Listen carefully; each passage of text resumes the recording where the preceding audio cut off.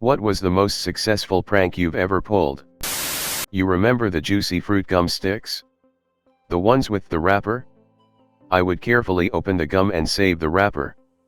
Then I would carve a piece of soap to look like the gum, rewrap it and give it to my sister. The kicker was that after she first put the gum in her mouth and discovered it was soap, I'd laugh and then offer her a real stick of gum as an apology. That second stick was also soap. She fell for it. That's a lot of dedication to make someone eat soap, twice.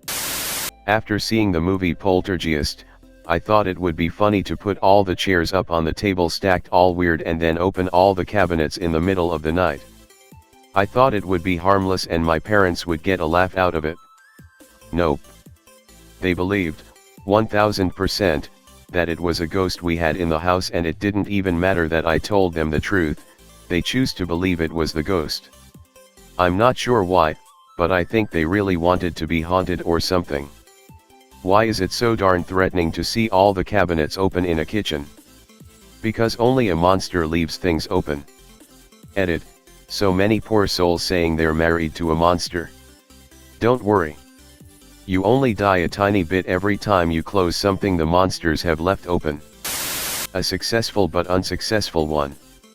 I saw a friend walking ahead of me, so did the old tap on the shoulder but run past on the other side maneuver.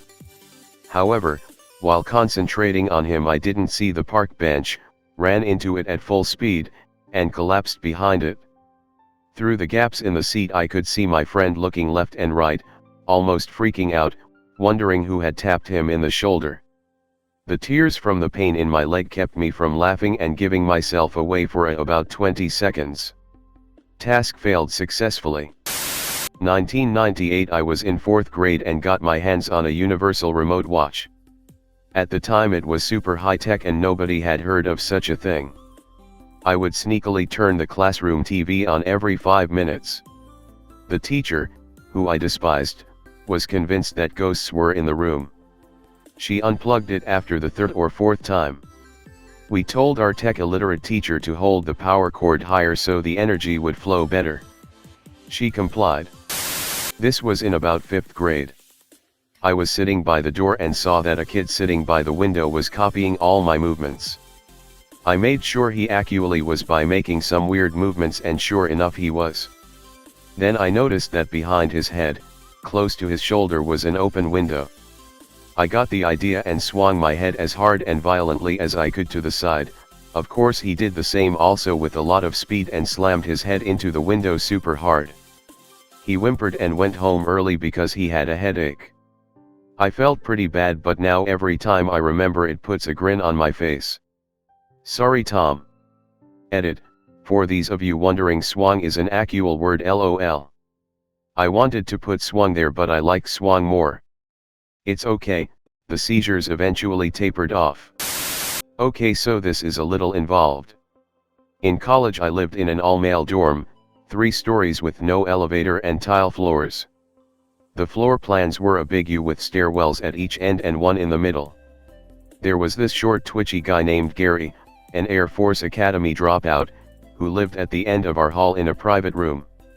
Well, 2 guys lived directly across from me on the other side of the hall, Clint and Mark. Also a friend of theirs named Forrest would come hang out a lot as well. So there's your cast of characters. Well, one night Mark, Clint, and Forrest get it in their heads to fill a condom with hand lotion and hang it on Gary's doorknob. So they did. Predictably at some point during the night there's yelling from Gary's end of the hall. Lotion everywhere, all over the tile floor and anything else in the blast radius. He was justifiably pissed. Well, one thing about Forrest, he has a huge conscience. So the next morning I was having breakfast with him and he said, I feel really bad. I'm going to tell Gary we did it and then apologize. I told Forrest that's a terrible idea and to just leave it alone. That afternoon was a lull, like doldrums. I had a big bucket of pennies accumulated from waiting tables and I was sitting in my room by my door sliding them across the tile and listening to them hit Mark and Clint's door. I assumed they would know this was me. I was wrong. After maybe penny number 5, their door opens and then closes again. So I keep doing it. Clink. Clink. Clink. This time they fling the door open and jump out. Like they're going catch someone in the act. Finally I can't take it anymore and I poke my head out. What's going on, guys? Somebody's throwing pennies at our door. At this point, Forrest is nowhere to be found. Probably in class. And that's when the weak little bulb in my head went off. You know guys, I bet it's Gary. Forrest told me he was going to let Gary know about the lotion. Without so much as a hint of a critical thought, Mark and Clint agreed with me. And immediately wanted revenge. So they gathered up all the pennies I'd slid into their door, and they ran down the hall to pelt Gary's door. They would sprint down, hit his door, sprint back, rinse and repeat. Well, Gary was home and he opened his door at one point, saw us, saw the pennies and naturally asked, "Why are you guys throwing pennies at my door?" To which Mark responded, "You were throwing pennies at our door because we put lotion on your door." And Gary of course answers, "You were the ones who did that. And now it's war." There are a good number of pennies on the floor at this point, but I decided to push my luck a little. So I offered Mark and Clint use of my absolutely not suspicious giant bucket of pennies. On our wing of the U doors began opening as other residents noticed sprinting and penny chucking. And naturally, these residents joined in. Imagine guys in their socks and slippers sliding around with fistfuls of pennies, the whole floor filling with crossfire. The original tactic was to just hit someone's door or pelt them in the stomach. Then the tactics evolved and guys began using the back staircases to ambush. Once it spread past our floor, there was really nothing anyone could do to stop it without some authority figure stepping in. Unfortunately or fortunately, the president of our Residence Hall Association also lived on our floor and was busy in the trenches with the rest of us. It devolved into sheer madness, just the best kind of chaos. I honestly do not remember how long the penny battle lasted. Well, later that night, I was lying in bed when I hear shouting from Gary's end of the hall, "I'm not cleaning this shit up again."